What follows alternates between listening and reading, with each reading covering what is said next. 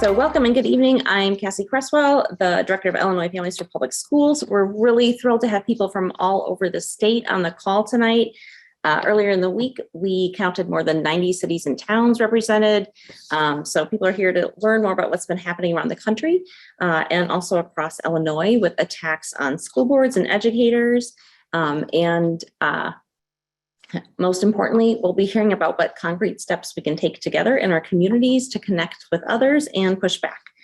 The planning for this event has been a collaboration between Illinois Families for Public Schools, Indivisible Illinois, and the Social Justice of Indivisible Illinois. In addition, we are really grateful for the array of organizations that are co-sponsoring this event. We're just super excited to have this just broad reach around the state. And, you know, we have organizations here representing parents, teachers, lawyers, advocates, organizers, voters, and protecting our public schools to serve all our state's children and protecting our locally elected democratic governance bodies that run them will require a broad and intersectional coalition. And I think this event is important, not just for the information we're sharing, but that we're beginning to build that coalition.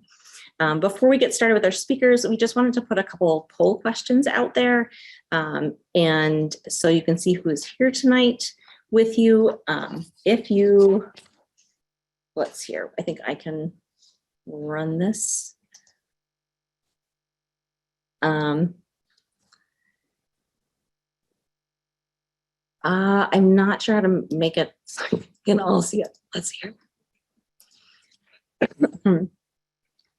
Okay, so that should be popping up on your screen. And we're asking, what's your role? Where do you live? A little typo in there. And basically, what are the issues that have come up with disinformation in your school board meetings, if any? And let us know. Give you a second here to answer. And while we're waiting for answers to come in, before we get started with our first speaker, I just wanted to point out a couple stats that I think are really heartening and that people should take away from this event. That, you know, there's been this coordinated effort around the country for the last year to weaponize public schools addressing issues of gender, ethnicity, and race, and also public schools using COVID mitigation measures.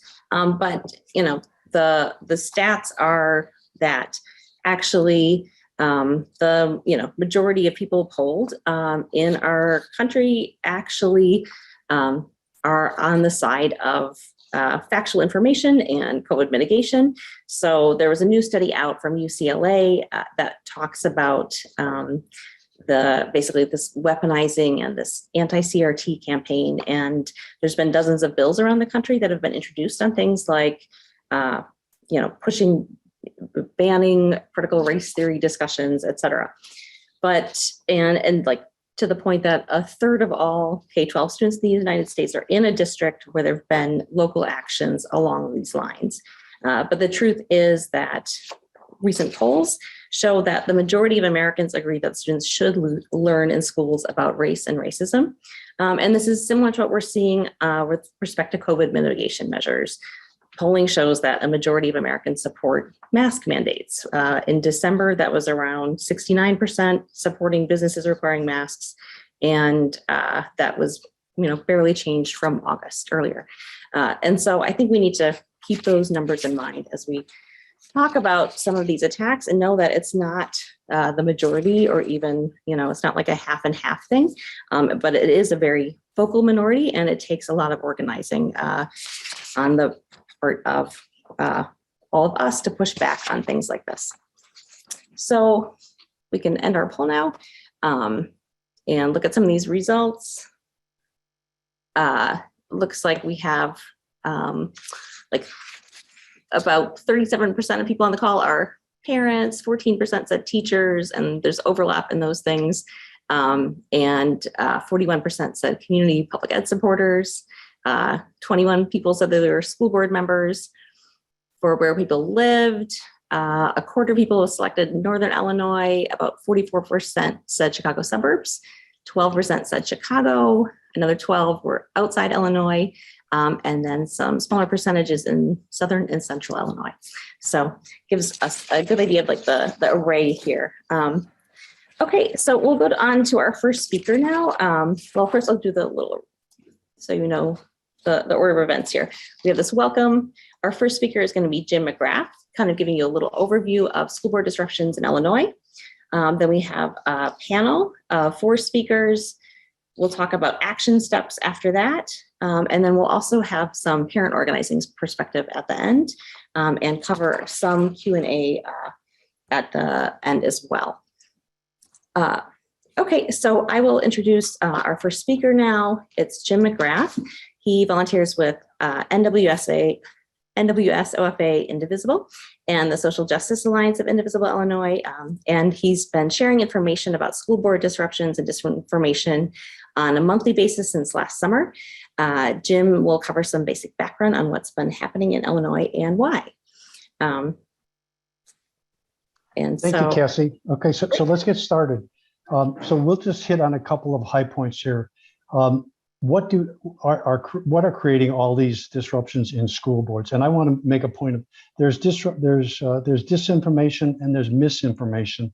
We're going to talk about the disinformation that is being spread. Misinformation is just a mistake that somebody makes. So we are focused on disinformation. So there's mask mandates that people are upset about, vaccine mandates, there's critical race theory, which is beyond critical race theory, LGBTQ, social distancing, COVID quarantines. What these are actually dog whistle issues. Now, some of the parents who are talking to school boards really believe that these are their primary issues, but in the long term, what these are issues just to get the base of parents involved. So next slide, Cassie.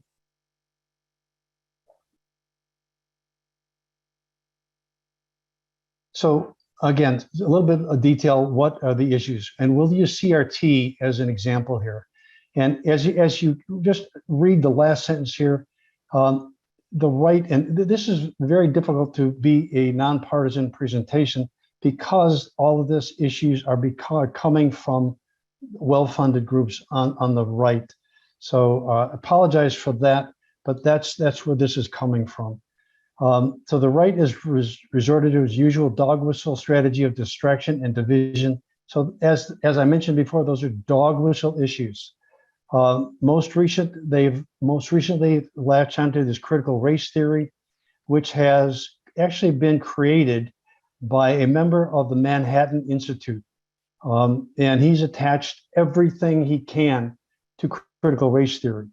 And critical race theory, as we know, there isn't a grade school or high school that actually teaching critical race theory. It's a college level course. Now, with political correctness in the 1990s or cancel culture, they've made school and college campuses a primary battleground for stoking fears about what and how we teach our kids. So, and those fears are fears of losing the white privilege, which is why we're holding this seminar tonight. Next slide, Casey.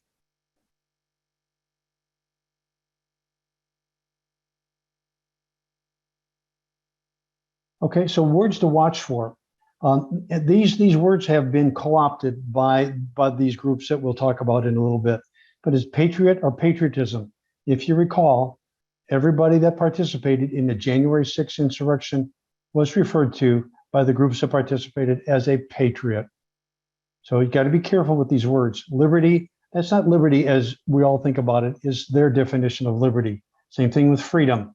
Patriotic education, that is something that is typically seen in authoritarian countries. But that's something that some of these groups are pushing. And critical race theory again, indoctrination. I became interested in studying this because I was visiting school boards in various areas and I saw indoctrination being talked about in all of these different school boards. So I realized this isn't a local issue. It's being promulgated by national well-funded groups. Intimidation, harassment, two nice words for bullying. which is what this is. And then parental rights or choice. Next slide.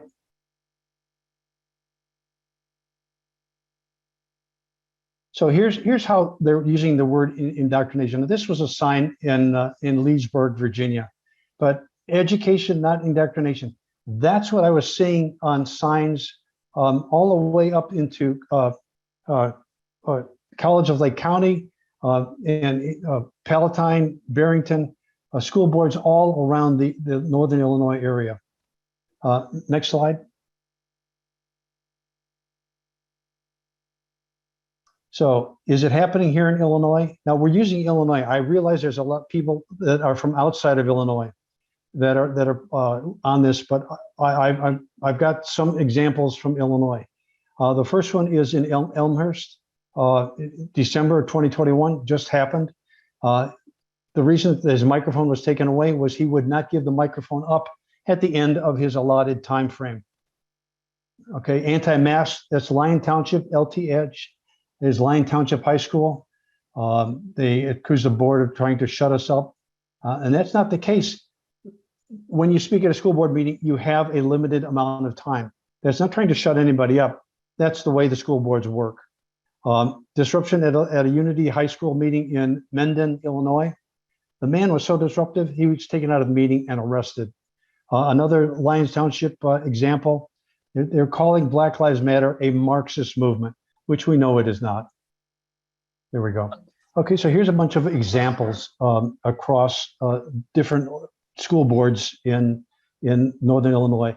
And we'll talk about a little bit more about this Glenellen Elementary School students. I've got a photograph of what's going on there.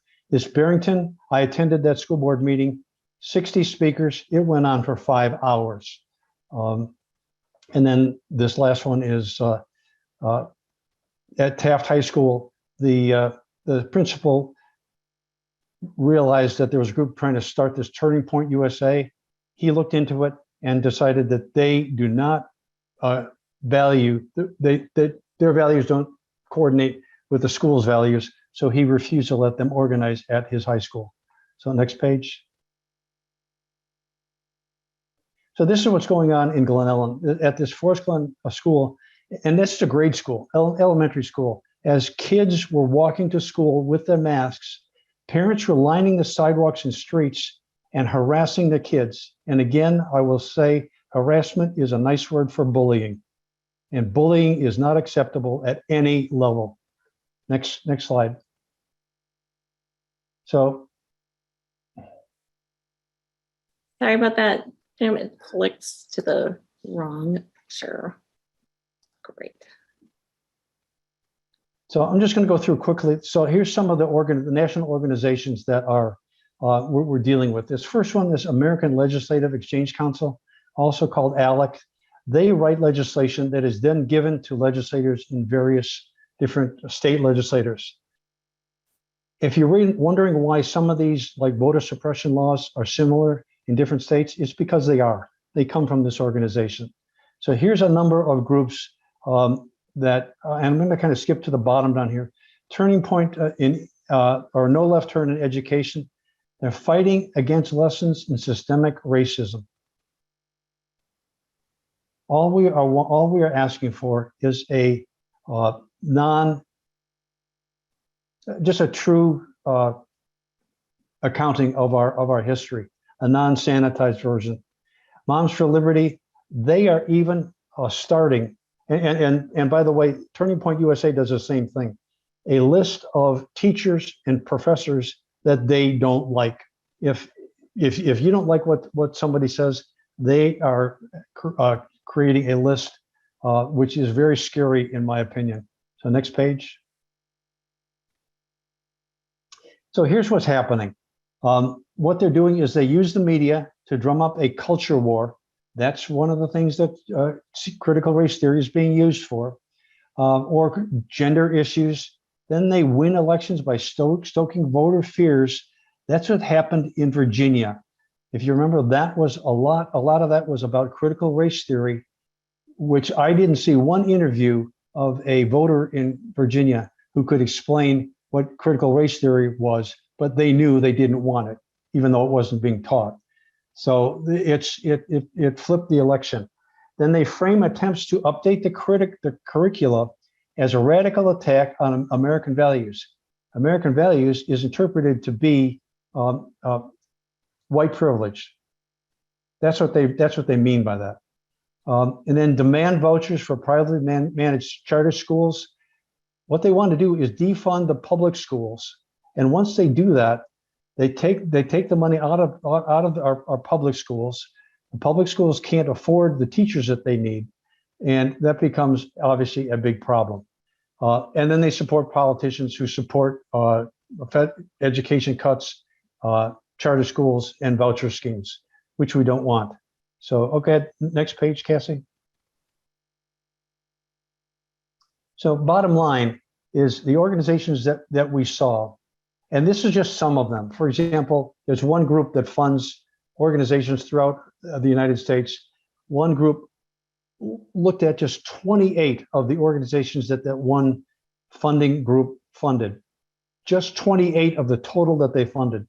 So they want to maintain the sanitized version of American history. Want to energize their base of voters for the upcoming election. Not just the school board election that's coming up in Illinois in April of 2023, but for this coming election. So what can we do? Joyce is going to have a list of actions that there's something that everybody can do on her list. So it's quite extensive. Please stay on and listen to that list that Joyce has. So one more click, Cassie. Never mind. The last click was, just remember that an energized minority can overcome a complacent majority. So we can't be a complacent majority if we think what we believe is what we want to do. So please listen to what Joyce has to say, and let's get active.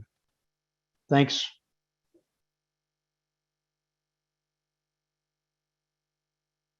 Thank you so much, Jim. Our next part of the program is going to be our panelists. I'll introduce them one at a time, and we'll hear from each one of them.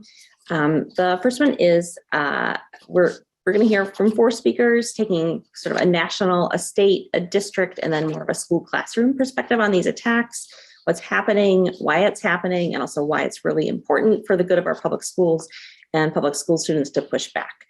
So first is Jennifer Berkshire, an author and journalist. Most recently, she's been the co-author with education historian Jack Schneider of A Wolf at the Schoolhouse Door, which is a book examining the push to privatize the U.S. K-12 school system. Jennifer and Jack can be heard on the education podcast, Have You Heard?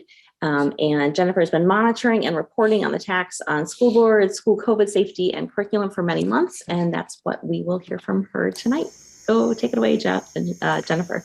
Thank you so much for having me. I am coming to you from Massachusetts, where we are awaiting what they're now saying is the storm of the century. They're saying that Boston could have something like 30 inches. But I'm originally from Illinois. I grew up down the road in Springfield, and my sister is a teacher in Southern Illinois, and I should say that I'm also a proud graduate of Eastern Illinois University. So my job is to paint for you a kind of brief picture of what's happening nationally. And as Cassie mentioned, I am a journalist and I host a podcast. And that means that I'm fortunate enough to get to talk to people all over the country who are experiencing exactly what Jim just described. And also I get to, come away with some heartening examples where I think people are doing a really good job of pushing back in ways that are effective. So first of all, I know that your focus is primarily on school board disruptions, but I think it's really important that we understand the broader context of what's happening here.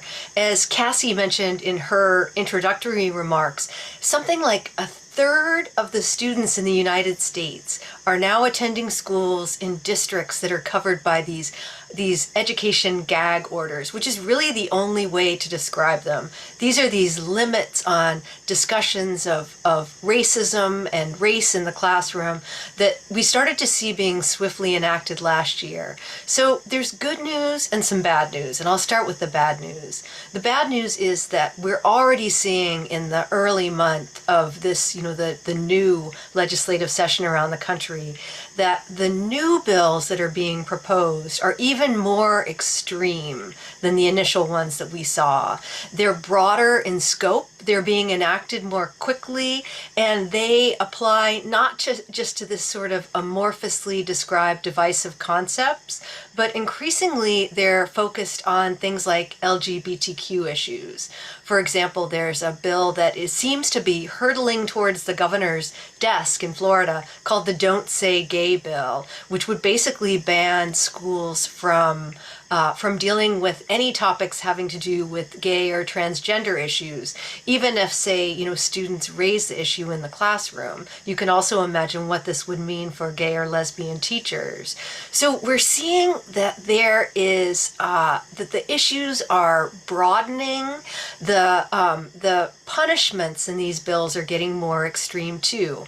One thing that we're seeing that I think that's really relevant to this discussion is that an increasing number of these bills don't just allow parents to sue schools, school districts, and even teachers, but they encourage them to do that by attaching monetary stakes, by paying for lawyers' fees, by giving some kind of monetary reward if the parents win the case. And we're seeing this kind of language pop up in all sorts of bills. Some of them ban divisive concepts, quote unquote, like we saw last year. But the Florida bill that I just mentioned, that's being labeled the Don't Say Gay bill, also allows for this private right of action that encourages parents to take legal action against these various entities.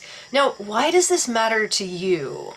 Because what we're seeing is basically there's a law professor at UCLA who I think just summed this up so neatly with the description of, the grievance industrial complex, that basically you don't just empower parent voice, but you encourage parents to translate individual grievances into lawsuits against schools and districts in a way that seems absolutely guaranteed to make the running of schools more and more difficult. And you end up in this situation where the preferences of individual parents translate into loss of learning opportunity for whole groups of students. And I think that's really dangerous. So I mentioned that there was some good news, and there is actually some good news. The flip side of what I've been describing as this kind of growing extremism at the legislative level is turning off more people. As the more extreme these measures get, the more that a sort of a generic protest around parent rights becomes linked to demanding that very specific books be pulled from libraries, for example, the more uncomfortable the public gets with that. Jim mentioned that we've seen a version of this movie before in the 1990s, and that is so true, and I think that's really important for us to recognize. I wrote a story about this late last year, and I was just absolutely astonished to go back and read about what happened in the 1990s, how familiar it felt, and how many of the same names that we're familiar with now popped up then. You probably remember the name Betsy DeVos. We just said goodbye to her. Well, in the 1990s, she headed up an organization that had the goal of enshrining in every state constitution language that would guarantee that parents had the right to direct the education of their children. And it really looked for a while like they were going to win. There was a lot of money behind the cause. As Jim mentioned, this has been a right-wing priority going back decades. But then something really interesting happened. The movement ran out of steam, and it ran out of steam in places like Virginia and Colorado, because what happened was that when the public got to see for themselves what this concept of parent rights would actually mean, not just for schools, but really for, for all sorts of organizations, for libraries, even video store owners were worried. What if a young person brought home a video that their parents were opposed to? Could they be sued too? And so you saw a cause that seemed unstoppable run out of steam. And I actually think that we're going to see something similar happen in this case. So I mentioned that I have the opportunity to talk to all kinds of parents and teachers around the country. So I've actually seen a number of really heartening examples where people on the ground have translated what Cassie was talking about, which is this majority support for things like addressing the concerns of LGBTQ kids in schools, or, teaching our history in a way that's fair. I've seen examples of groups that have translated concerns about COVID mitigation into making it clear and undeniable that they are in fact the majority. And that's turned out to be a really powerful way to lower the volume on some of the loudest voices in the room. So I'm hoping we can talk a little bit more about that in the future. So I think that is pretty much it.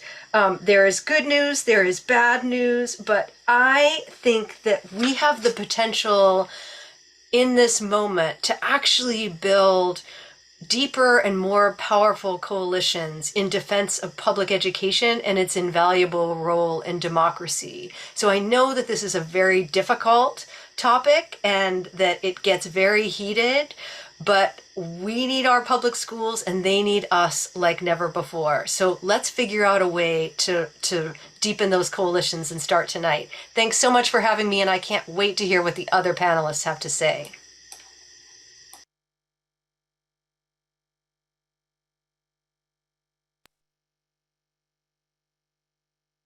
Thank you so much, Jennifer. I think having some historical perspective on this is really, really helpful. So next up, we are going to hear from Illinois State Senator Christina Paciano-Sayas. She is an elected official. She's representing the northwest side of Chicago in the Illinois General Assembly since December 2020. She's also really has an amazing depth in the education sphere. And she has a broad background in education policy and practice. So prior to the General Assembly, she served on the Illinois State Board of Education, and she was the Associate Vice President of Policy for Erickson Institute here in Chicago. And before that, she was the Director of Education at the Latino Policy Forum. And even before that, she worked at Chicago Public Schools and a community organization here in Chicago and LASE. In a volunteer capacity, she's served on numerous boards, in the education sphere, including the Illinois Early Learning Council, the Illinois State Team of the Build Initiative, the Kindergarten Transition Advisory Committee of the P20 and Early Learning Councils, and in her own neighborhood, the Logan Square Neighborhood Association. And she co-chaired the nonprofit advocacy group, the Puerto Rican Agenda of Chicago, for 6 years. So she really has a whole breadth of experience in the community and this very extensive knowledge of education policy, and now is building on that in the General Assembly. So Senator, you go ahead. Thank you for the warm introduction, Cassie, and thank you to all the groups that have spent the time to convene us to have this conversation. As I know, it's not like a one and done, right? This is going to be an ongoing discussion. There has to be significant building and dispelling of I appreciate how Jim explained earlier the disinformation versus the misinformation. As Cassie had mentioned, I have kind of different hats that I wear, and I've had different experiences that I bring to bear in this work in the General Assembly. First and foremost, I am a graduate of the Chicago Public Schools. I'm a proud graduate. That experience very much informed how I approach education, having gone to what is now considered a selective enrollment school and understanding a lot of the disparities when it comes to our neighborhood schools, which actually then took me to my doctorate degree in educational policy and having a lot of experience hands-on working in the field, both within schools and in collaboration with schools and community-based organizations, but I'm also a parent. And so all these lenses come together in the work that I'm doing in the General Assembly, but specifically I want to touch on tonight, because I think it's important for folks to understand, especially because this was, it kind of caught some headlines around this time last year. But while I was serving on the State Board of Education, we went through a process. When I came on, it was kind of midway through the process of creating what we call the culturally responsive teaching and leading standards. And the idea behind that is to really kind of get at creating some standards for our teacher preparation programs that acknowledged what we had come to better articulate and understand the adverse impact of when we do not have learning spaces that promote critical thinking, that optimize learning, and that ultimately scaffold skill building in a way that is inclusive, in a way that fosters belonging.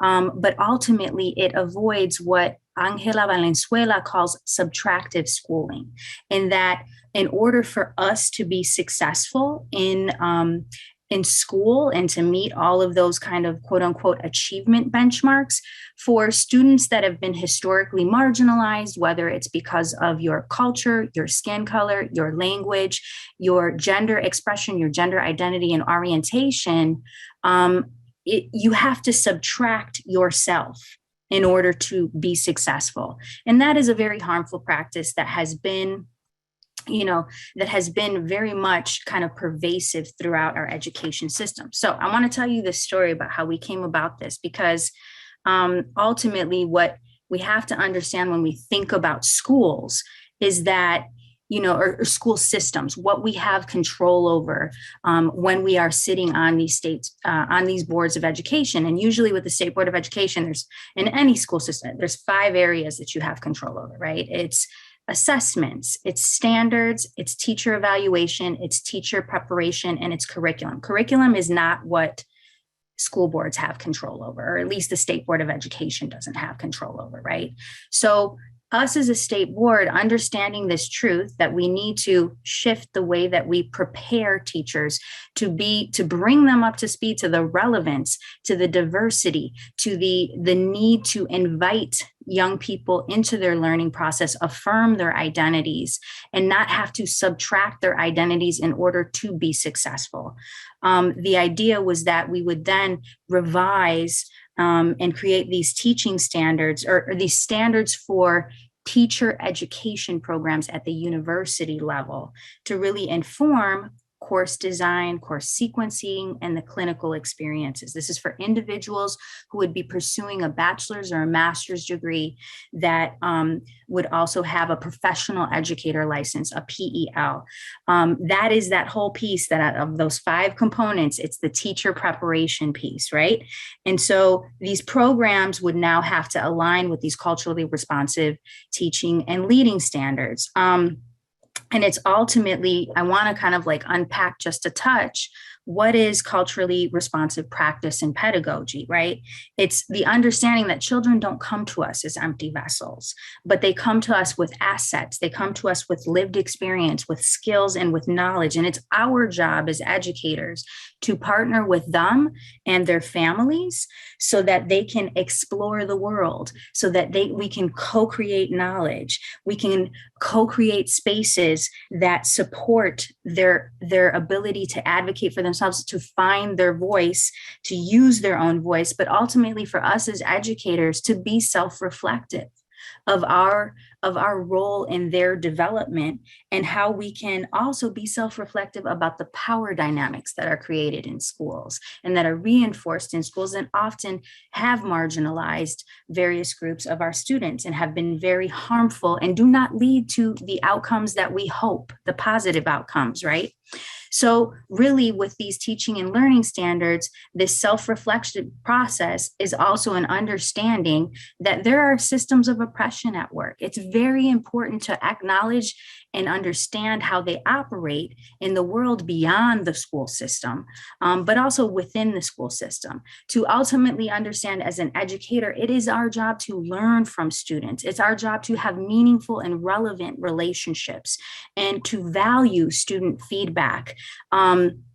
And ultimately honor and enhance student advocacy and ensure that those relationships with the student are also relationships with the family and the community, because that's the context that the young person or the child is coming from. We have to always remember that children and young people learn in the context of relationships, and that they do not exist as independent widgets. They're within an ecosystem that they bring to the schools. And so what was really interesting as we were developing these teaching and learning standards through the rulemaking process at the State Board of Education, a lot of what Jim had referenced was the critique, was that there was this left-wing, powerful group that was coming after education and indoctrinating students with these teaching and leading standards. Well, first of all, there's no indoctrination of students, period.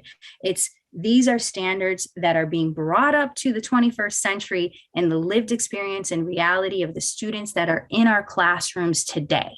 And we are trying to equip and prepare educators with tools and with experiences to be able to best meet the demands of students today.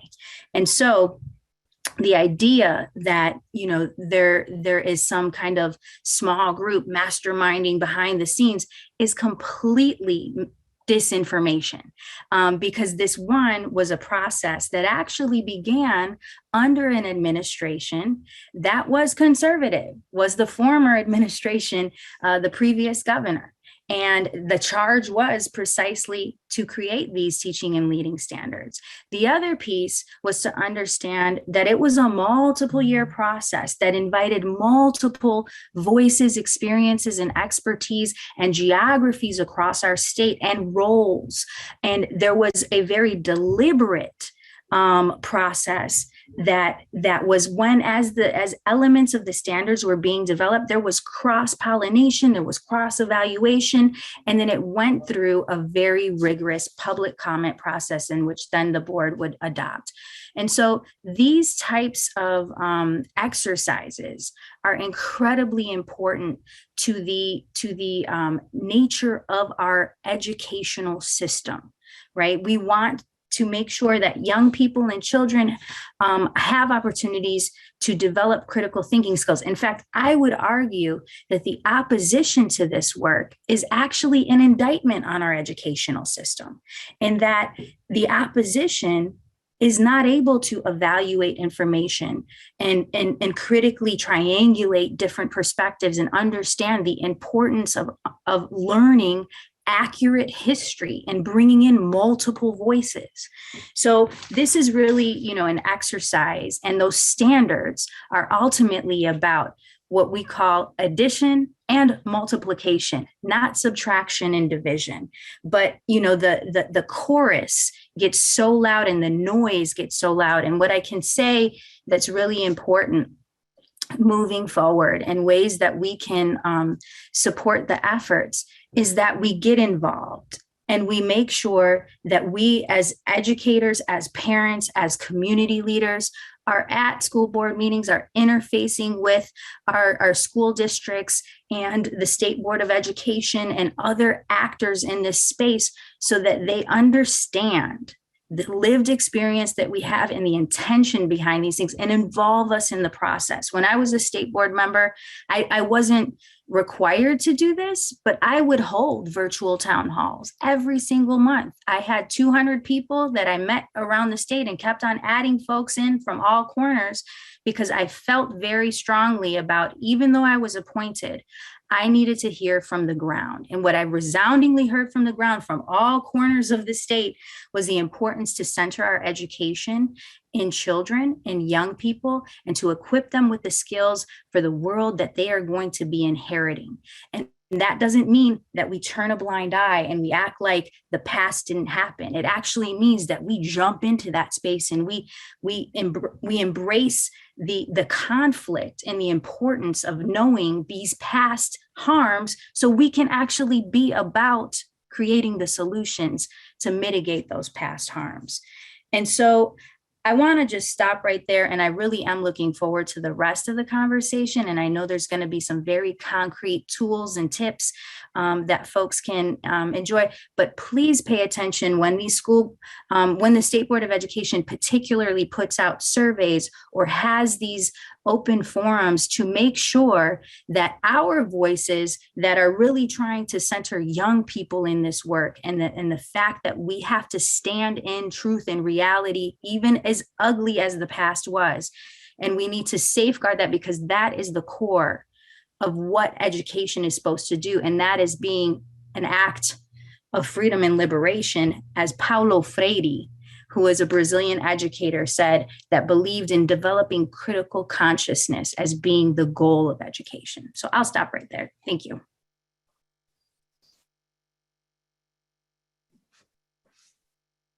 Thanks so much, Senator. I think it's really helpful, especially to connect the response to those culturally responsive teaching and leading standards that were passed last year to the current fights. And I think it's really instructive to see the parallels that are happening in terms of disinformation around things that our schools actually really need.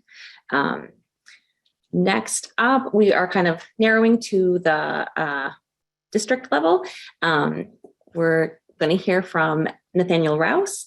Nathaniel Rouse is the first ever director of Equity, Race, and Cultural Diversity Initiatives at Barrington Community School District 220. Previously, from 2008 to 2019, he was the principal of Oak Park and River Forest High School, and he's now in his 26th year in the education field and dedicated to transformational leadership, service, and action to eradicate the systemic inhibitors in schools that create uneven outcomes for students based upon race and ability. And so, Mr. Rouse, take it away. Thank you so much, Cassie, and good evening, everyone.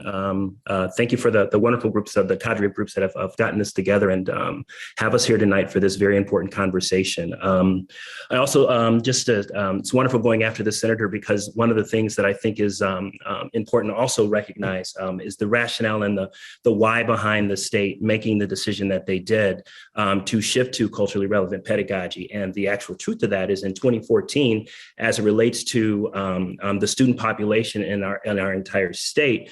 That is the year where BIPOC or Black Indigenous people of color or students of color, Black and Brown students, became the majority in our state. And so as that has happened, we wanted to shift to make sure that we were being responsive to those shifts. And so many districts at the same time are now experiencing some of those shifts as well, which is why Barrington, for example, was a district that created my position.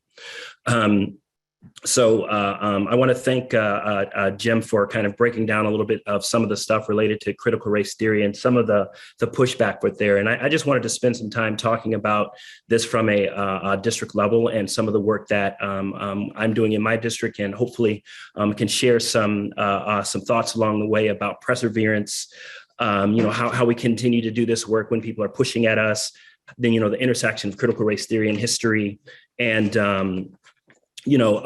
things of the like. So With that in mind, I also want to say that I'm a proud veteran. I check a lot of boxes. I've been in education for 26 years. I tell people I know just enough to be dangerous from my previous experiences. And again, I'm a veteran. So when people talk about patriotism, when people talk about the flag, when people talk about what that means, it certainly means something to me. So I always make sure that people know that as I have these conversations, and when people think that the perception of the work that we have is something that's indoctrinating, un-American, or patriotic, I'm more patriotic than some people think. So with that being said, in the spirit of getting more bees with honey, the work that I do really is twofold. I firmly believe in order to make this work, this equity work, transformational in a homogeneous school district such as mine, it's important for me to also provide educational awareness and be transparent with our community. And what I mean by that is, I've spent time getting out in our community, talking about equity, providing opportunities for folks to hear what it is truthfully that we're really doing versus some of the things that are catching the national media attention. And so an example of that was earlier this year in September. Normally in my role as a district administrator, I usually do a report in the fall and a report in the spring. And we moved that report up to September purposely and strategically this year so that, I could kind of address some of the groundswell of bubblings that were happening around the state and around the country relative to critical race theory. And I spent more time talking about what we were really doing and making sure that people knew that that wasn't what we're doing, yet at the same time, understand that there are some connectivities. Speaking of critical race theory, one of the things I want to talk about is Dr. Kimberly Crenshaw. Dr. Kimberly Crenshaw, Derek Bell, and Richard Delgado. Those three individuals are some of the founders, if you will, and authors of what we know to be critical race theory. And they began actually having these conversations in the 60s and 70s. Higher level thinking in colleges and universities, really focusing on policies and procedures. And so, one of the these that in particular that's germane to this discussion that Dr. Crenshaw talks about is that there's these three R's mentality. There is something that happens with race, then there's this reform that happens, and then after that there's this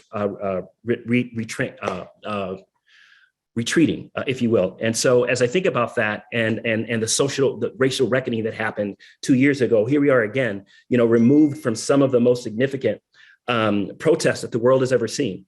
The racial reckoning appeared to be alive and well, right? We even had the commissioner of the National Football League in response to some of his players talking about doing a public service announcement of all things, saying that he believed that Black Lives Matter. Corporations followed suit and district equity and inclusion became the thing, right? And again, my position that I'm afforded the opportunity to talk to you tonight about was born during that time. But what she talks about is, and again, this has been, as Jennifer's alluded to here, this has been historical. History kind of repeats itself. And we've seen these things happen before. It seems like whether it was the civil rights movement, it seems like whether it was integration of schools, the rebellion itself against slavery, there's always been this regression to the means, if you will, that she talks about. There becomes this grievance mixed with fear. And righteous indignation, she says, that turns into a toxic hysteria that stays under the surface, right? And until some idea is identified or some group of people can be shown as the people that are responsible, and the repression against the very group of ideas happen. And so as we think about that and we think about how critical race theory and Chris Rufo is the individual actually that Jim was referring to earlier that works for the Manhattan Institute. Chris Rufo was an individual that really introduced CRT to the world as we know it. And Dr. Crenshaw was fascinated because, again, to be honest, this similar kind of approach of attacking CRT actually happened in the 90s, believe it or not. And it happened in the 90s in 1995, actually, after the verdict of the O.J. Simpson trial. And what they tried to say at the time was one of the reasons that O.J. Simpson was actually proven to be not guilty was actually because of this critical race theory. Now, at the time, there wasn't a social media beast that we have right now. So there wasn't really the legs to really push this theory into the mainstream. However, there were articles that were written that kind of really spoke to this notion of an attempt to blame critical race theory, if you will, as this hysteria and why O.J. Simpson was guilty. So she thought that was fascinating, and we found it fascinating that became the new boogeyman to address these feelings that individuals had as it relates to the racial reckoning that took place just 2 years ago. So now here we are talking about voting rights again, just like we did in the 60s. I mean, if you think about it and connect some of the dots, we've actually had more challenges to voting rights in 2022 than we did after the civil rights movement in 1964. So it's just fascinating to see how history repeats itself, which is something that we're trying to prevent, right? Because when we do the same things over and over again, that's the definition of insanity. I can also just remember, just matter of factly, as it relates to slavery, as the abolitionist movement began to take place, you can remember that there were times where people were trying to do what with slaves? They were trying to keep them from reading, to keep them from writing, to keep them out of books. At the time, as a matter of fact, some of the jokes that have been said was that if you wanted to keep something from African Americans, put it in books. Well, that actually comes from back in the days during slave times, the attempt to not allow African Americans to read and write. And it's interesting how that little incident, if you just juxtapose that with what's kind of taking place with this banning of books, I mean, what are we doing to our children? I mean, how can our children be well-rounded and have a true understanding of history if we're not allowing them the opportunity to really, really explore it? And so I say that to say, my work is focusing on creating a systemic transformation for my district, but I also want to have a transformation in my community. So I really believe in transparency. And so what I try to do is spend as much time as my community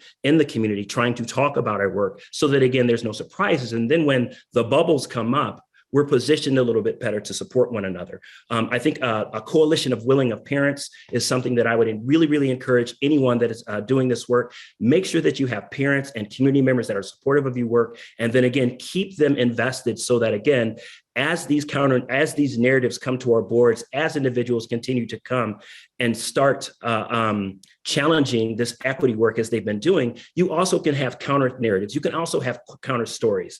What I mean by that is I don't think it needs to be the lived experiences of students of color all the time coming up and talking about the trauma that they have, but it certainly means that we can have white co-conspirators and white allies coming to board meetings and talking about the positivity and the benefits of all students understanding empathy and equity and developing empathy. And why do we need that? Because again, in a homogeneous community such as Barrington, we want our kids to be able to leave Barrington and go and experience the world and have empathy and understanding of diversity so that when they go into the real world, they're able to not be accepting and not tolerate, but understand and have empathy and celebrate diversity, not opposed to it being a surprise where we fall back into some of the microaggressions that have continued to happen historically. And so my work is focused on really providing professional development that focuses on race and identity and cultural development and building empathy as it relates to race,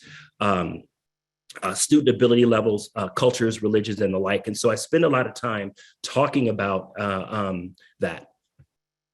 And so to that end, there's a couple things that I put in the chat. It was unfortunately, they're not hyperlinked for you. I promise when I'm done speaking, I'll give you the hyperlink, but 3 things that I want to talk about are 3 organizations in Illinois that I think are really, really helpful as you think about trying to have some strategic opportunities to provide educational awareness to your communities, as well as allow your parents to be involved. And so the first one is Learn from History. If you go to learnfromhistory.org, it provides a wonderful plethora of information about how to have conversations, frankly, how to be able to navigate difficult conversations with people who maybe think differently. I think part of the problem that we're dealing with also is that we've lost our ability to communicate no matter what side we're on it, and we stick to our guns. And instead of doing listening to understand, we're listening really to defend, and that's just a tough place to be in. And so we're so divided, and so finding ways to develop empathy so that we can have these conversations is prime. And so I'm spending a lot of time with our leadership doing that. Board of Education members, individuals also need to understand what it means to lead for equity. And so I'm partnering with our Illinois State Board of Education to provide our Board of Education the opportunity to go through experiences themselves so that they can understand the whys.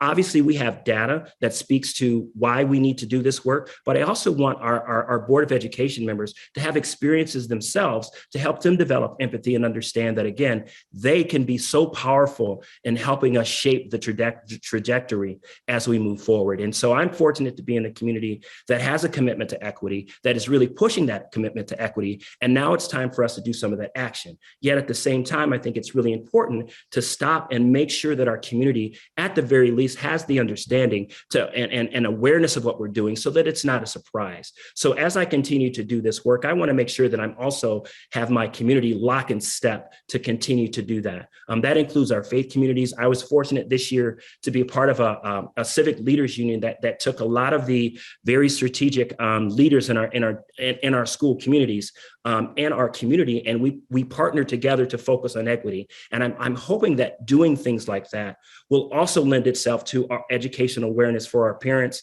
as well as educational awareness for our community. So it's not just about the work that's being done in the school. It has to be work that also is happening in your community.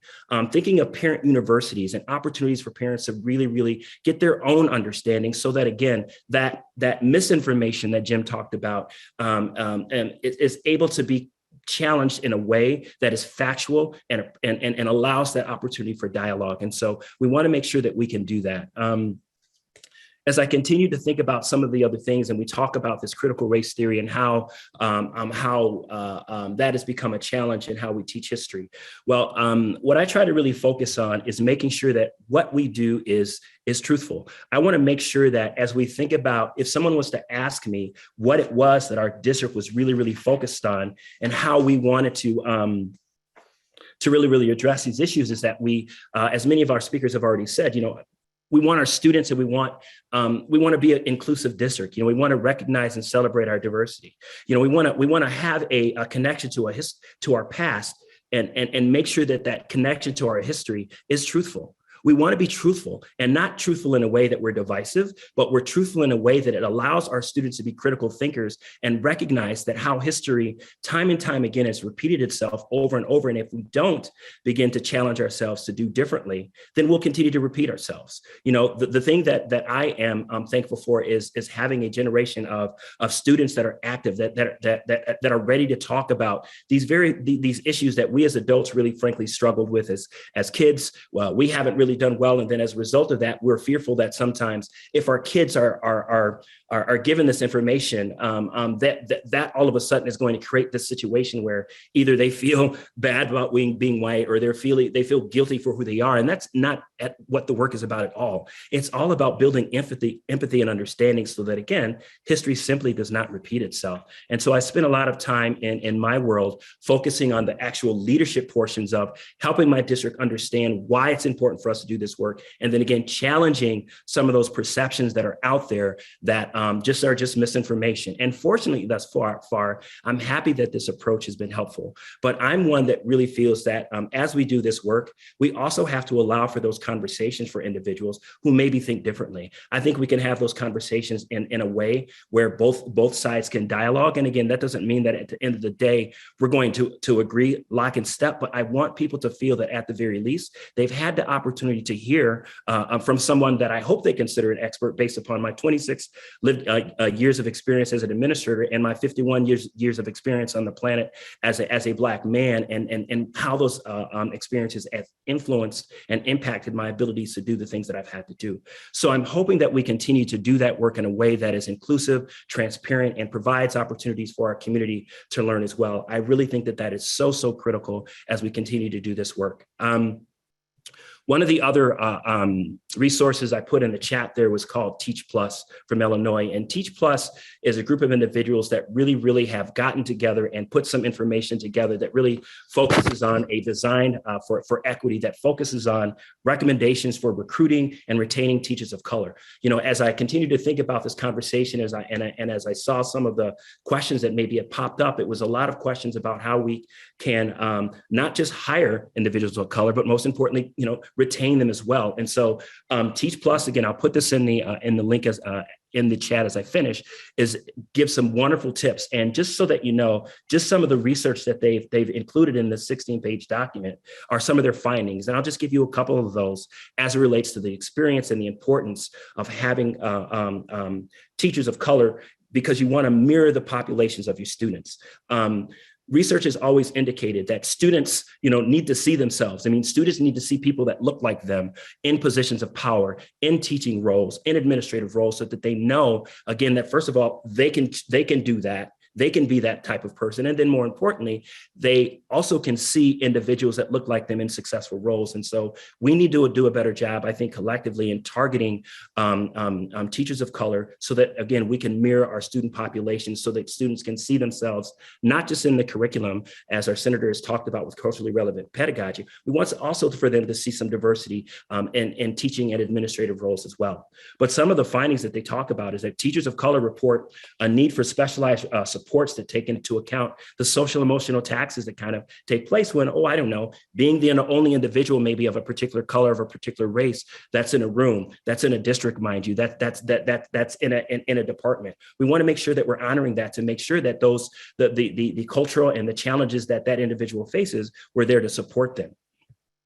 The other pieces are that teachers of color report needing equitable access. They want to have leadership opportunities. More often than not in my roles, unfortunately, as I've looked at the demographics of staff, the things that's been challenging to me is always asking the question, geez, here I am in these positions of leadership yet, and challenging myself to try to find these different roles for my students to see teachers and administrators of color. Yet it always seems that the hiring that we do, it seems like it's our custodials, it seems like it's our support staffs. And again, very, very integral people. I don't mean this in the wrong way, but what I'm saying and painting with a broad brush is that unfortunate that many times the individuals that we do hire of color seem to be those individuals that are in support roles versus those positions of power, versus those roles that have the opportunities to actually teach and learn.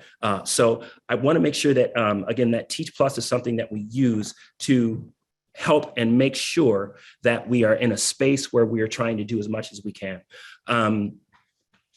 In addition to that, the last thing that I put is something that relates to the sustainability of this work. When we think about the rationales as to why, and as the senator talked about a little bit about the role that she played and the wonderful recommendations that have been taking place in the state, there is this equity journey continuum that is now something that our Illinois State Board of Education is requiring of our school boards or school districts. And many of you have heard about Illinois school report cards. And to make a long story short, each school is going to be is actually going to be given a demarcation in particular areas that focus on equity. And I'm saying that to say that just means it's the opportunity for schools to continue to hone in on ways to keep equity on the table. And so I'm happy to see that the state is continually trying to hold districts accountable by providing these metrics in place that speak to where we are as it relates to an equity continuum, and then more importantly, what we're going to do, what actions we're going to take to move the needle to make sure that we have equitable access and opportunities.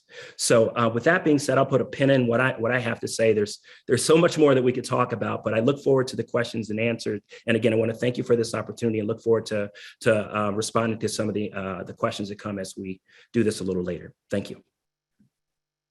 Thank you, Mr. Rouse, and for that overview of especially what districts can really be doing in a concrete way for local school systems.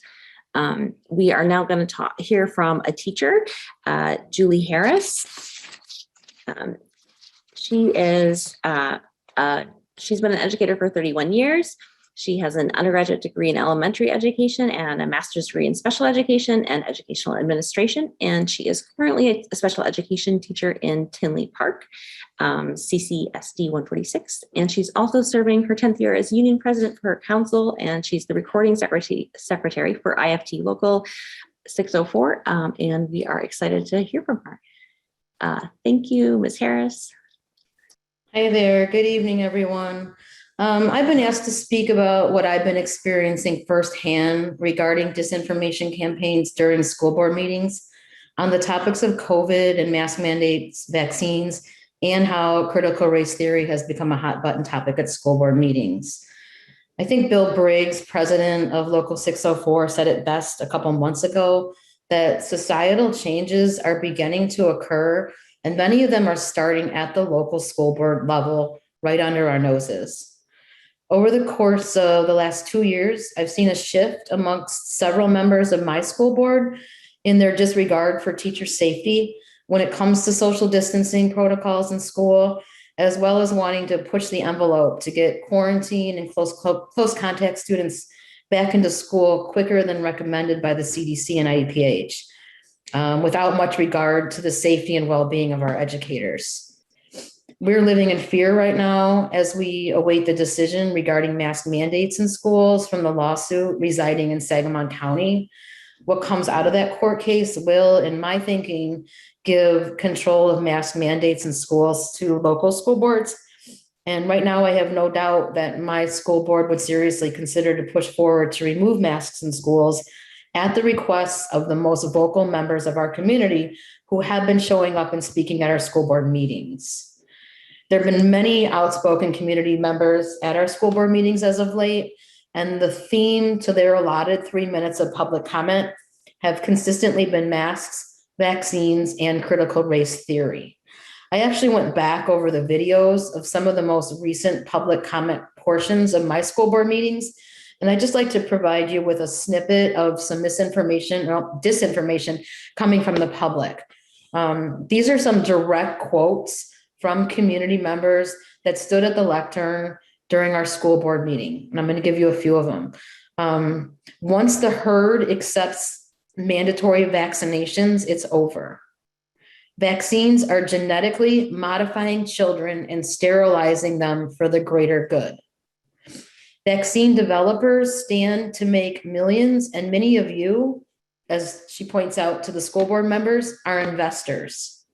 Is there a kickback to the school for every vaccine that they give out? Bill Gates said that if we do a good job with vaccinations, then the population can be controlled. Our children and grandchildren are the experimental lab rats for an experimental injection. I can go on, but I think you get the gist, and I'm sure that all of you have actually seen enough appearances like these on social media, as well as at your own local level, spreading this disinformation in a public forum. The next topic dominating my school board meetings has been critical race theory. My story is actually what led me to become a panelist this evening, and I just briefly like to share it with you. As a union officer, one of my responsibilities is to update the Board of Education at their monthly meetings. I often share highlights promoting the wonderful things that the teachers in my district are doing in their classrooms. At the November 2021 school board meeting, I included in my update about a district-wide program that had been launched for our educators. And that program was called the SEED program, which stands for Seeking Educational Equity and Diversity. It's a nationwide program that, and I'm going to quote from their website what it is, it partners with communities, organizations, and schools to train leaders to facilitate their peers in conversational communities to drive personal, organizational, and societal change towards social justice. The SEED program prepares teachers to lead year-long school-based seminars on making school climates, curricula, and teaching methods more gender fair and multiculturally equitable. 1 week after announcing the district's participation in the SEED program at that Board of Ed meeting, an email was sent out to literally hundreds of people by a parent in the district stating that the SEED program is actually critical race theory in disguise. The email was addressed to state representatives, multiple area school boards, and to other known disinformation campaign leaders. The writer of the email provided a link to the board meeting and tells them my name and gave them the exact mark time on the video of where to find me reading my statement about the SEED program. He also stated in the email that he was guaranteed by 3 of my board members that CRT would never be taught in our schools, as documented by a conversation he had on his driveway with said 3 board members during their campaigns. He also went on in his email to ask why the district isn't providing literature to students and the community regarding Turning Point USA. And he also asked why NRA and gun safety education isn't offered in our schools. So besides the disturbing nature of his email, he signed his email as Brian Blank, proud deplorable, and domestic terrorist. So this is where I became concerned, seeing how many people actually saw my name and my position in that email and his signing of his name as a domestic terrorist. It really frightened me. So I did go to my principal. We agreed to call the police. The police came and they took a report, but they said there's nothing we can actually do about it. About 2 weeks later, that same parent sent another email to the same hundreds and hundreds of people, and he again signed it as a proud domestic terrorist. And in this email, he specifically listed the names of 3 teachers in my district, and he labeled them as promoters of CRT because of their membership in the Illinois Reading Council, which is a long-standing professional group for teachers of reading. And he was able to obtain their membership from ongoing FOIAs that he's consistently requested of the district. So as you can see, this is just a snapshot as what has become of our school board meetings. And I can only anticipate it getting worse as the discussion to remove mask mandates potentially looms in our future. I was also asked to ask how the teachers in my district are dealing with these sorts of pressures stemming from the school board meetings. And I'm actually happy that most actually don't watch or attend the school board meetings, because I honestly don't know how they would cope if they were to hear some of this disinformation being presented. I have seen more teachers in my district leave mid-year or just quit than ever before. And with these continued and ongoing disinformation campaigns taking place, I don't know how to make it better. I don't know how to comfort their fears and their worries in what's to come. I would like to say that a strategy would be to educate our parents and our board members on the science behind COVID, as well as the truth about what CRT actually is, and provide them with some more education. But I fear that these fringe parents who have taken over my school board meetings are too far gone to be able to bring them back to normalcy. All that educators right now, in my opinion, is just keep their heads up, push on, ignore this lunacy, and continue to go to work and do what's best for our students. And I thank you all for listening. Thank you so much, Ms. Harris. And I think the next 2 segments that we're going to have will really, I think yours has really introduced it well about how important this is, that parents and community members stand up and, support teachers who are working on these issues. And should not have to fight in their after hours for the schools that our parents and community members want. And so I think that's kind of the focus of the next part. We are going to hear from Joyce Slavic of the Social Justice Alliance of Invisible Illinois. She's going to talk about what we can collectively do to push back. I think we will end up going a bit over 8:30. So apologies to our panelists. We'd love for you to stick around a little so we can ask you each another question.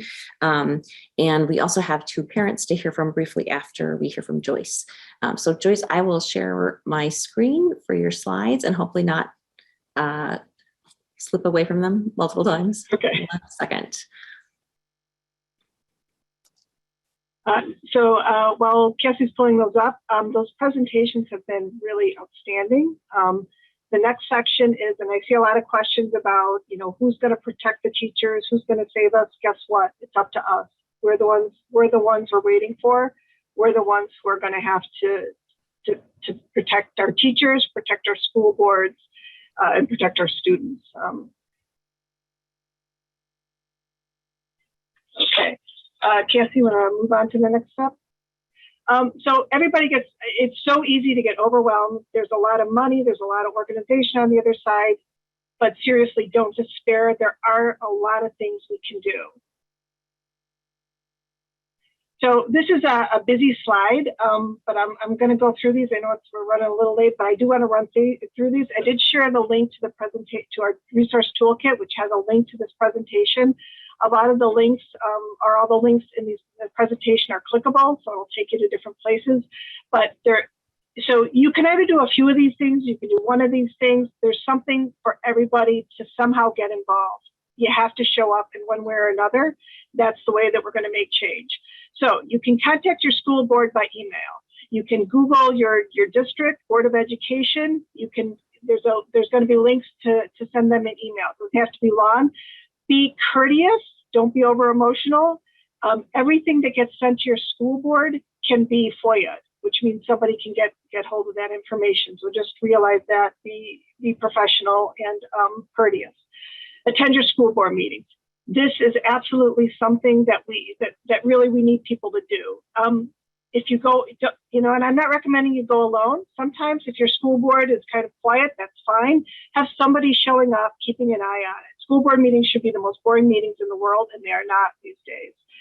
Show up and get people to go with you. Sign up to speak or show support. Google the Board of Education in your district. Find out where the public, you can usually click on a link. The agenda's often going to be online. You can figure out where the public comments fit in and what your parameters are. If you have 3 to 5 minutes, practice speaking with a mask. So when you go, you're not going to be, kind of thrown off by that. Really, really important. Show up and get other people to show up and speak. You can look at most board meetings have live stream, or they're going to even be saved. So you can look at them after the fact. So you may not be able to see the whole thing or stay for the whole thing. A lot of people leave after the comments if they're early in the meeting. But realize there's a lot of interesting stuff that happens at the end of meetings. A lot of stuff where equity programs are being discussed, and you may have board members that are trying to derail it, or people supporting it. At least if you can get somebody to watch that whole thing and share that information. Recognize the groups that are showing up to your board meetings. Sometimes they may be not from your community. Know who they are. They may, are they organized? Do they have T-shirts? Do they have signs? Take pictures. At our last board meeting, we had Proud Boys show up. Take pictures so you can recognize who they are. Network after meetings. So this is really, really important. And several of the speakers have spoken about this. Coalition building, networking. You cannot do it all by yourself because it is overwhelming. We've had instances where somebody showed up, the only person speaking up against a loud group of pro-COVID anti-maskers showed up. They ended up building a coalition and had tons of people supporting. I do believe that those minority people speaking up for COVID and against masks and against equity, I believe in most communities that they're the minority, but we have to be there to show up. And notice and realize too, a lot of districts are in different places. Some districts are lucky that they have progressives on the school board, so that you're really fighting to retain that. You may be in a very conservative area, so you're going to have smaller wins, but still show up and have people show up. And in our particular school district, so FOIA requests are actually also public information. If there's a link in your agenda and your online agenda for the school board, like we have, you can see who's making FOIA requests and what they're requesting. You'll see the groups are active in your community. You'll see the individuals who are active in your community. A lot of these people are just trying to be disruptive and just antagonize the board and the people, the superintendent, the people who are dealing with this. We literally, one of the FOIA requests was, for the last 18 months, I want every email where the word mask was mentioned. So this is really just harassment of the board and the administration. But we can use it to our advantage as well. Join local progressive groups. Again, coalition building is so critical. They can be specific to your school board, or they can be specific to your community. I know some people said, the school board is important, but what about bigger? Normally, if you're looking at that school board level, also, recognize that that's going to branch out into your community and beyond. Indivisible, NWSOFA, which is an indivisible branch I'm part of, your local Democrats. There are a lot of Facebook pages. And I know a lot of people complain about Facebook, but guess what? It's great for organizing.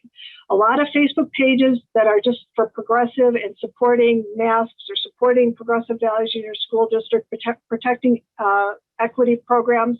A lot of them are private. So you may have to, again, when you're building your networks, if you're going to rallies, protests, school board meetings, and you find people that you're like-minded, make a date to over coffee, where you're going to be able to share information and you're going to know what groups to join. And that's where you're going to feel like you're not alone. You're going to get great information. And when you need people to show up, like in our school district, when Proud Boys are going to show up, you're going to get enough people to show that they're not welcome there. Witness slips, also a great way. Look for witness slips protecting schools and education. There's a Facebook group for identifying what witness slips are. Know who your school board members are. And you can usually, if you've gone to a few school board meetings, you're going to find out what they're about. You're going to find out where they stand. You're going to find certain school board members who don't vote on anything. Well, that's really interesting, huh? You're going to find where they're putting little microaggressions and call them out. When they're putting microaggression comments during the discussion in the school board meeting, call them out during the next public comments. If you can't find medical professionals, mental health professionals, lawyers to be partners to speak at your meetings, they're often the people interviewed for newspaper articles. We had a pediatrician at one meeting who was talking about how masks damage kids' brains. Guess what? She was quoted in the newspaper. So if we can get people, professional people to speak up, that helps a lot. Letters to the editor, really, really important if you can get those out there. If you write a letter to the editor, I recommend you don't go back and look at the comments. Tell your friends that that's out there, that you're your partners, your coalition, and let them go out there and comment for you and support. Create a group to attend school board meetings together. One thing that's really helpful, you can wear similar colors, similar masks. We often wear similar colors because it's very visual support. It may not show up on a video, but the school board will see it. The teachers in attendance are going to see that. The pro-COVID anti-mask people are going to see it. The anti-equity people are going to see it. And when you have people that speak that you agree with, applaud. That's going to be heard on a video. It's going to show very clear support. Online petitions, they're not necessarily going to change anything, but you can use those in your comments as well. Pro-science petition, there's a link to one here, supporting masks in school, or, there was one against the lawsuit against the mask mandate. Sign those petitions and talk about them. 2,500 people signed it. Find out about your school board's curriculum policies. CRT is not taught in lower education, only taught in higher education, if that. So find out what is covered. Curriculum, again, as one of the speakers talked, in our district, we have a couple of conservatives who are trying to micromanage the curriculum. That's not the school board's role to actually evaluate everything in the curriculum. It's just not. They set in overall policies and tone, but they do not micromanage. They should not be looking at every book. Find out about your district's equity or wellness program. So we actually have an equity program. We have a wellness program. They're kind of fledgling new. We now have students involved in them because students spoke up at school board meetings. But they do that, support them. Make sure that they're supported. Get their information. Coalition build with them, because when their voices are up there, we had students who've been booed at our school board meetings. It makes you want to cry, but make sure that they feel supported. It will make a difference. Run for office, so important. If you have any interest in running for office, you're even just curious about it, there's some resources on some of these upcoming slides, and so you'll see those in the presentation. Talk to school board members on your school board that you align with, and talk to them about what it takes, what's important. If you're attending school board meetings, you're going to know what some of the issues are, because that's also really important. We will help you. You can drop a note in the question and answer. We'll find a way to help you if you're interested in running for office. If you're not available, you can't, or for whatever reason you're not able to, find other people, find other progressive people to run for office. Look who's speaking in the meetings, approach those people, and see if there's any interest. A lot of people maybe have thought about it, but if they're asked, they're more likely to think about it. The next school board elections are coming up in 2023. It's not too early to be thinking about that. Sign up for webinars that are of interest, even if you can't always make them. It's for the ones that I'm interested in. So it's just nice because I kind of get in there. They'll send me future meetings information, or maybe you'll get the recording link or something. There's just so many really great things out there, and you can only go to so many, right? Again, find allies at board meetings. Cannot stress this enough. You do not have to do it alone. You should not do it alone, and you probably can't do it alone. but yeah, go up to people. What you might want to do, and sometimes I'll do this, I'll just have handwritten on a couple, or have a card with your email address, your phone number, your name, and just, basically I'm for this. If they hear you speak at the school board meeting and you've heard, they'll recognize that you're an ally, and then you can touch base, even if you can't do it at the board meeting directly. FOIA requests we talked about, be a troll. Trolls are, so basically, feel free, because they're doing it in our groups as well. We try to keep them out, and they're trying to keep us out. But if you have the stomach for it, go into Awake Illinois or one of those groups and see what they're up to. See what kind of disruptions they're looking to do. They have a big anti-mask protest that they're trying to push in the beginning of February. Find out about that so we can share that and be prepared for it, and we can tell our school boards what we're hearing. Share, collaborate, network, can't say it enough, and vote. School boards, local elections, midterms, they're decided by a pretty small minority. It is critical that we get out and vote right now, during petition season. Help school board members and anybody local. Make sure you help them get on the ballot by getting petitions for them, and then support them. Get them connected with your different groups, and do what you can to support them personally. It makes a huge difference. And these next few slides, we'll just go through them quickly. Some of the messaging, be inclusive, absolutely critical. We should all want an honest and accurate education for our children. All children benefit from our equity program. So there's some other things, reclaim freedom and choice. Jim mentioned that. They don't get to, claim freedom and choice only for themselves. It's really important. Repeat, make sure that you have multiple speakers and public comments repeating things. Say what we're for, not just speaking against them. Use active voice. Don't amplify the opposition. Really try not to speak about CRT. I mean, let's talk about pro-equity and positive things.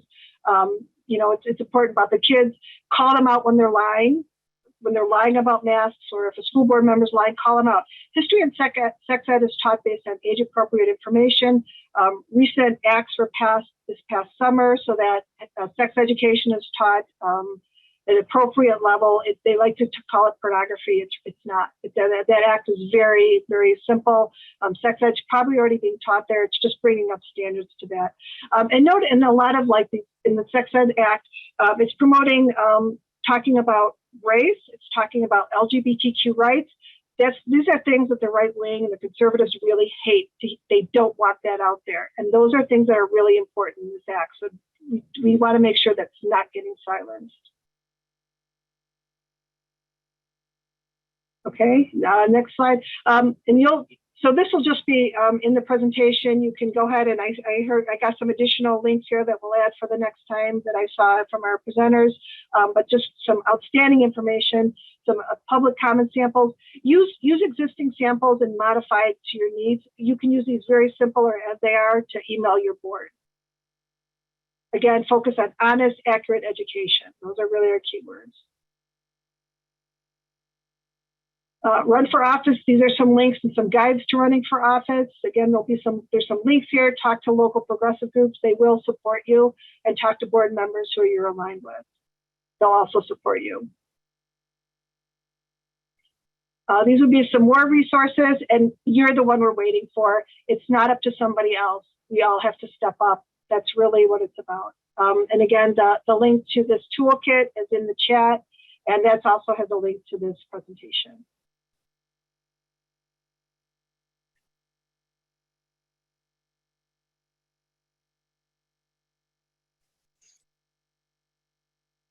Thank you, Joyce. As Joyce said, a lot of this will be shared for future reference for people.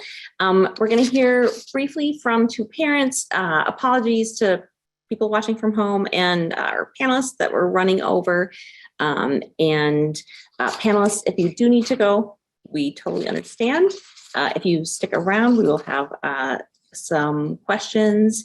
But first, we'll quickly hear from two parents, really to, I think, give people hope on the ground that they can, and inspiration, that they can do some organizing and do some organized pushback. So First, Kylie Spahn is a parent and public school activist who's passionate about protecting student rights, bringing equality to all public schools, and advocating for the best practices in the classroom while fighting the abuse and misuse of standardized testing. She's been fighting back against book banning attempts at her daughter's district in Downers Grove most recently.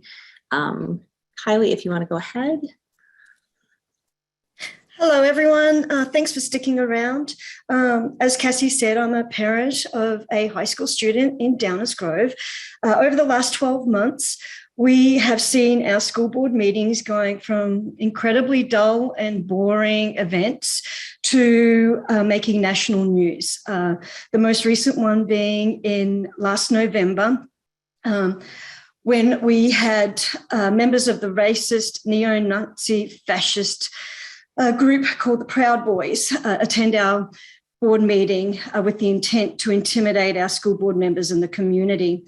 They were invited to the meeting by a member of a local far-right group who was attempting to ban the book Genderqueer in our high school libraries. There were almost 200 people in attendance at that meeting.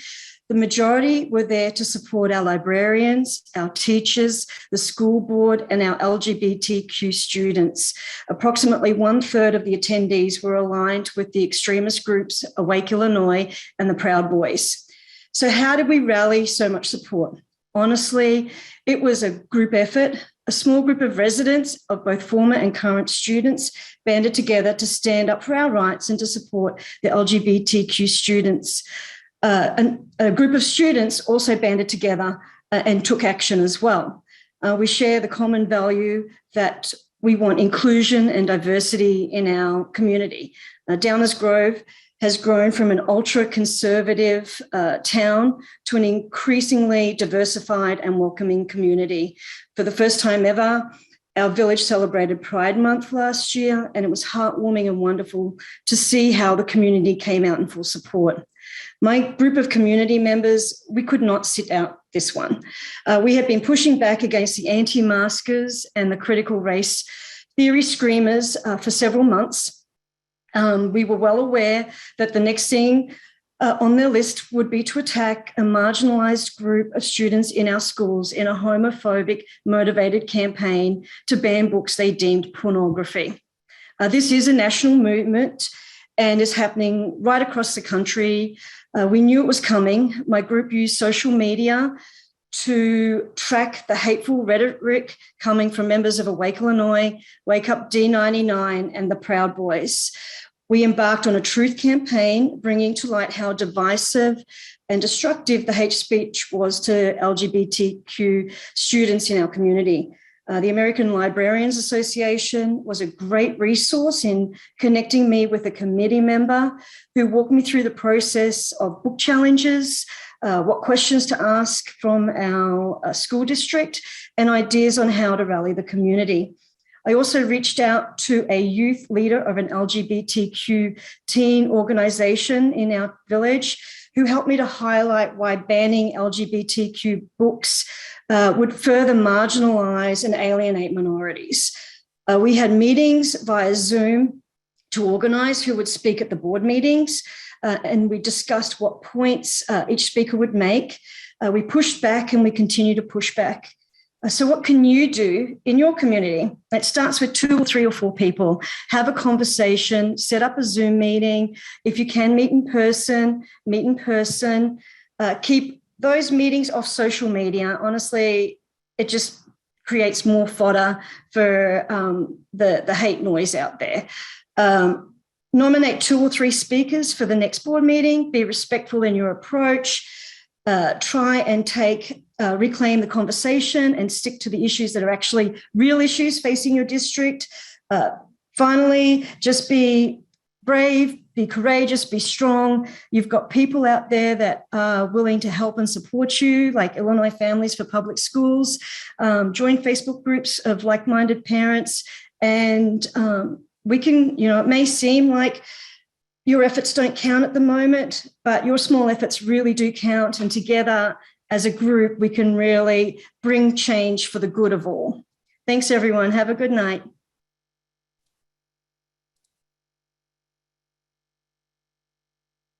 Thank you so much, Kylie.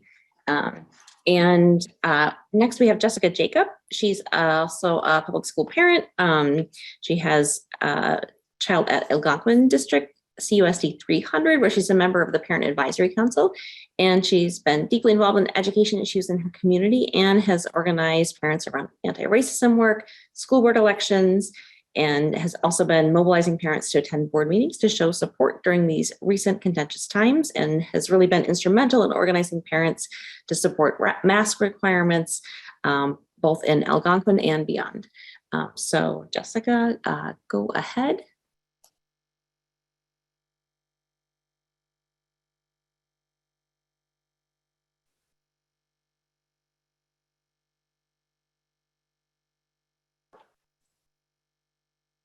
There we go. Thank you. Okay, Can you great. hear me? Awesome. Great. Thank you. Thank you for having me, guys, and good evening. And thank you for all the work you're doing to protect our education system as well as our students.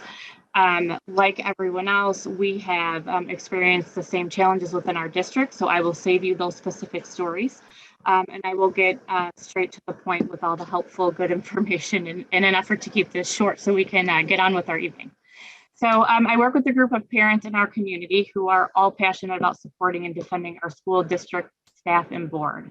I really wish I could tell you about some exciting story on how we got our group together to develop this solid strategic approach to surmount these challenges, but we didn't, right? This just kind of happened organically. So one of the moms in our group has a discussion group for our school district on Facebook, has about 7,000 members in that group. As you can imagine, there's some pretty serious discussions going on in that group and a lot being discussed these days. But that makes it easy for us to be part of those conversations and see what's going on, right? So that's been super helpful. During our last school board election, I quickly learned how uninformed our community was regarding the election process, as well as details about the candidates. So I started an election group on Facebook to create a safe place to be able to share facts about these candidates, as well as inform people about the election process itself. The good news is we invited some candidates to join, all of the candidates to join. And not only did they join, but they participated, all of them but one. We collected questions from the group members for the candidates, selected a handful of the questions, and then allowed the candidates about a week to respond within the group. So we did this through election night and then reported the results from election night, and then archived the group until the next election. What we'll probably do is also use this group to vet people for our next board election as well. Another mom started a Facebook group, as Joyce had mentioned, for people in the community who support the board to encourage each other. We talk about how we show our support during the board meetings, as well as other areas. When we heard about the infamous DeVore lawsuit, we decided to create a petition to give people a voice, letting everyone know we do not agree with the lawsuit. And more importantly, we stand by our board and their efforts to keep our kids in school safe. It garnered about 2,000 signatures in a week. So we blasted it all over social media. So nice to hear that there are so many people who are concerned. Lastly, we're launching another group on Valentine's Day across all social media platforms that will include podcasts. We will be focusing on informing our community about topics such as local, state, and national politics, local school district, mental health and community assistance and resources, et cetera. So overall, what we basically learned is during this challenging time, people want to be informed, they want to get involved and or a voice to be heard, but not everyone has the same capacity to do so. So our goal has been to just try to give them easy access to the information, options and resources they desire. So far, we feel like it's been working. We hope the community feels the same way. And that's all I have. Feel free to find me on Facebook. I'm sure we'll be able to share contact information, but if I can help anybody out in any way, I'd be glad to help. Again, thanks for having me and have a great evening.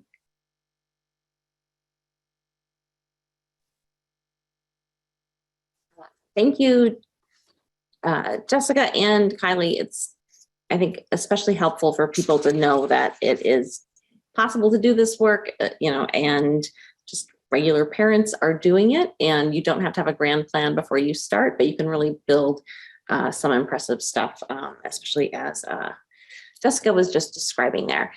So we want to wrap up, I think we can want to ask both the senator and Mr. Rouse a question quick. Both of you really covered a lot, I think, of what we'd wanted to hear from on tonight. So for Senator Paciano-Sayas, you really talked about your experience on the State Board of Ed and the culturally responsive teaching and leading standards. And I was wondering if you had anything to leave people with in terms of working with our state legislators and beyond just the state board, what the General Assembly can do to support local school boards. So she is gone. So we let's see if Nate is still here. I think Nate is, oh, great. Mr. Rouse, our question that we had for you, I think is that, like, you're talking about these periods of retreat and that we're sort of in that now. And really how best to move through these retreat phases, and especially in terms, as this is a statewide program tonight, do you have a sense of how much of this work is going on around Illinois? And if you're able to connect to other districts and other people in your position doing DEI work and trying to lead DEI work, how that can be expanded. Sure. First, slow and steady wins the race. As we know, I always talk about professional development. Using analogies and the power of storytelling is always important. But when we start, prepping to run a marathon, you better do some practice first, right? You better have some running. If you want to be, if you're a weightlifter, you're gonna lift some smaller weights before you start getting and tackling the bigger issues. And so, one foot in front of the other, steps at the time. Taking incremental steps at the time at a time is helpful. That being said, for myself, unfortunately, because the role is relatively new, there wasn't a group per se, and so we started our own. I actually am part of a national consortium of equity directors that probably has about 16 or 18 of us in the Northwest suburbs. We get together monthly and talk about, issues that we have and work together in trying to systematize this work. That being said, I think that people are exhausted. I think that unfortunately, again, there was this huge wave that we had of hope, and we were just kind of seeing some of that, frankly, crumble in front of us, especially with a lot of the things that are happening, with the government and the things that we're seeing in social media and the things that are happening with our school boards. And so, mental health, taking care of yourself is important in these roles. I think as we continue to do this work, I think it's also important to remind us, as a person of color, the burden is heavy. I think it's really, really important, as many of us I've heard people talk about, is stepping up and making sure that people are allies and co-conspirators in this work. And you spend time around people that are like-minded, where you're able to kind of process together. I can't underestimate the power and the importance of me having a support network that is there, that's in the field doing the work that I can really lean on and rely on in times where things are hard. And so I say that to say there are many districts that are certainly trying to do the work, but at the same time, those of you in Illinois have probably just heard this week on some of the difficulties that are taking place in Hinsdale District 86, where they went through the rigorous process, their equity team of selecting an actual professional development consultant to come and lead their diversity work. And unfortunately, that consultant, once she was named and once that was going to vote in their community, was hit with so many visceral responses and attacks on her social media that she graciously declined. She named it as a privilege to be able to decline working with that district, and at the same time said that her safety is paramount. And she, based upon some of the things that were written to her and about her and the questions, she didn't feel safe in that community. And I know people in that community, and I know that that's not going to stop the work, but that's just an example again of the tactics and what happens when we're not careful and we're not prepared to provide counter narratives in board meetings and at board discussions when we do have people that unfortunately have a difference of opinion. It's very okay for people to have those opinions, but what I think I'm seeing, and as we were talking and in our groups, is that unfortunately, because of how some of the challenges have been being expressed with this frustration. People are frankly afraid. People are scared sometimes to come to board meetings. And this is a time where we've got to move through that fear on behalf of our children, on behalf of this work to talk about how important it is, and reminding our board members, whether it's letter campaigns that you do, but they need to see you so that they can also stand in the decisions that they make to support the work. Thank you so much, Mr. Rest. I think that's kind of like a very good summary of what we wanted people to take away from tonight. So we really appreciate that. And let's see if I can, there, I'm back again. So thank you so much to all of our panelists, Jennifer Berkshire, Senator Passianasias, Nathaniel Rouse, Julie Harris, and to our parents, bringing up their personal experiences organizing. And I hope people really take this away that this is possible. We need to get organized. You need to form coalitions. You have to do the work, but you can have success in it. And so thank you to Kylie Spahn and Jessica Jacob for bringing that perspective. Big thank you to Jim McGrath and Joyce Slavic for their presentations. They have been doing sharing a lot of that information in a much broader and more detailed way on the third Saturday of every month. So you can, we will send out information about how to join those discussions. And once again, thank you to so many of our co-sponsoring orgs, and in our sharing information afterwards, we will be sending links to all of them so you can connect. Those are another place to connect if you are working on this on local levels. A lot of them are in particular counties and cities. And so that's another place to find connections. And thanks so much for our partner org, Indivisible Illinois. And once again, I'm with Illinois Families for Public Schools. Please stay in touch and have a good evening, everyone.